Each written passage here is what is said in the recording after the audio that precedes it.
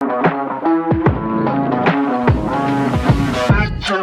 there, I'm Tim Shabanowitz. And I'm Christopher McSweeney. And we've made it to the last lesson on craftsmanship. We're here. And there's my boy Jack White, rocker extraordinaire. Deadlines and things make you more creative. Think about that while you jam for about 27 seconds. We'll see.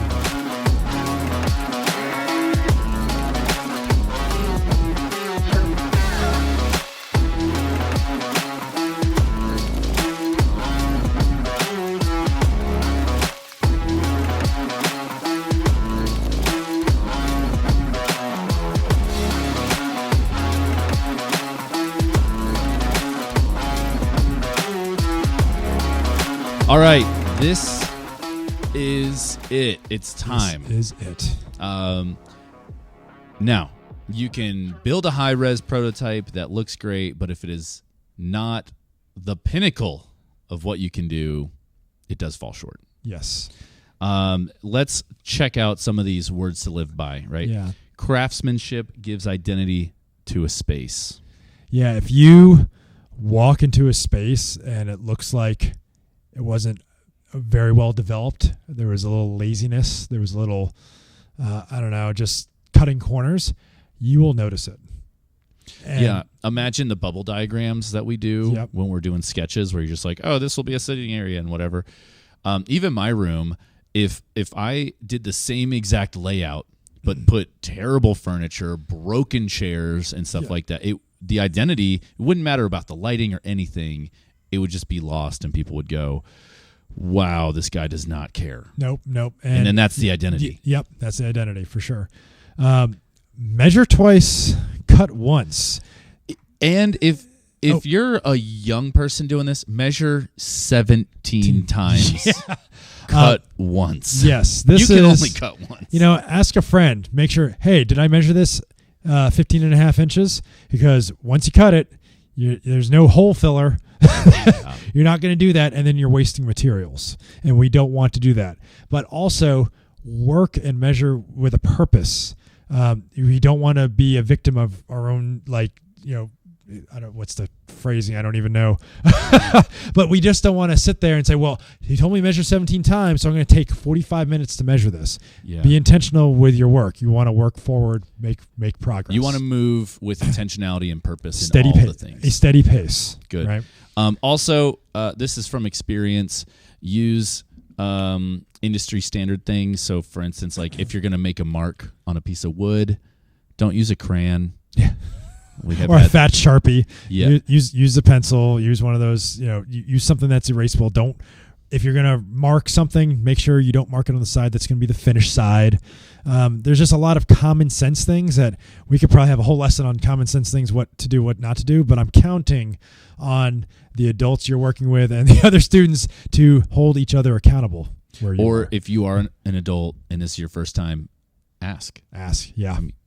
There's no shame. Safety in numbers. My dad was not a journeyman level carpenter who taught me everything. I literally was like, hey, Shabanowitz, does the ruler start at the end of the ruler or the first mark? Or at the zero. Yeah, exactly. All those things. All right, let's get to the last 5% matters. This is a doozy for you. Yeah, I stay up at night thinking about this. And the last 5% will likely take as long as the first 95%. Now, for me, I get stuff done. Yeah, you do. Because done is better than perfect. True. But if the client is not happy, that's a problem. So as long as the client approves, then you can be done. So these two kind of work hand in hand. You just got to make sure that the client is happy with the level of finish, and that you're happy with your level of finish, and that the quality is there. The last thing you want is a client to say like, oh, thanks for this really bad looking room, because yes, you're a student and you might move on to your next class or your next semester or whatever, but then in a real business world, you rely on repeat business. So you want to make sure that your client is happy so that client can refer you to other people, and then you have a good portfolio in order to say, hey, look at all the good work that I've done. So you really got to make sure when you finished with a product or a part of the room or a part of furniture or whatever it is, take a look back and be like, Is this representative of the work that I've put in and the client, what the client wants? And if it is, great. If not, then figure out how you can make it better. Yeah, and we're going to talk in circles because, like, for me, I am not, like, you know, an unbelievable carpenter. I mean, like, you guys can't see it, but on this little light that I made with a former student, I've been telling myself now for almost 4 years that I'm going to get a little razor blade and cut the hot glue that's exposed. But honestly, like, I just never do because I like the light. Yeah, yeah. You know? So I approve. Now I'm the client. Yes. You might be an adult reorganizing your space or developing this space, Yeah. and you might be cool with what you make. Yeah. And there's stories behind everything. I got a bookshelf that I made out of scrap wood. Mm-hmm. My very first year, I was like, I need a bookcase, and there's a scrap wood. I just drilled it all together. Dude, I love that thing. It's great. Like, I was using a hammer just to get the wood to fit in there. I was like, I could cut this, you know, 1/4 of an inch off, but whatever, just fit it in. Right. And that became the story. Now, would I give that to somebody else? Probably not. No. But because it's for me, I love it. It functions. It's also a secondary piece. So, like, you know, the form and the function. The function is to, like, the function became more important, which is a place for student materials in my classroom. Mm-hmm. Yeah, that makes a lot of sense. You just, it serves its purpose, and that's it. You could always work on the form later.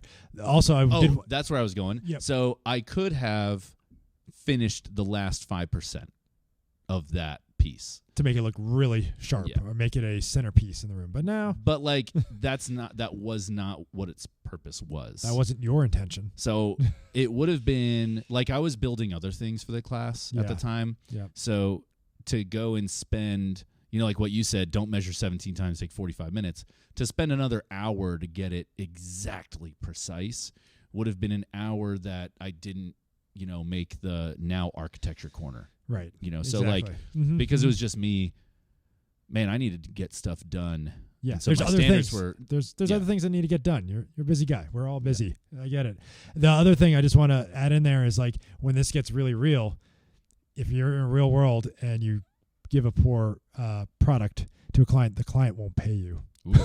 Ooh. And now this might be for free right here, but you still, you know, you want the client to pay you with gratitude. Yeah. So. Good.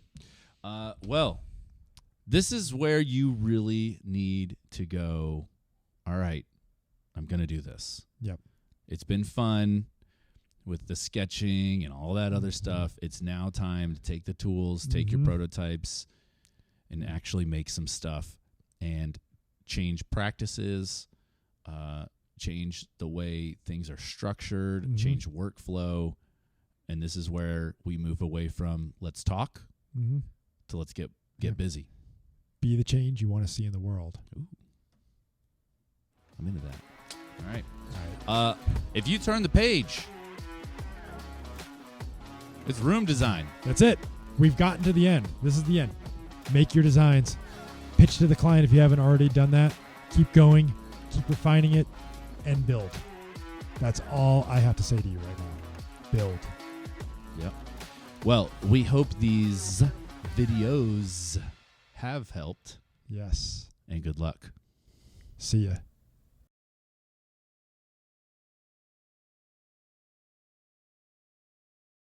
That's good. That was See good. ya. I like that.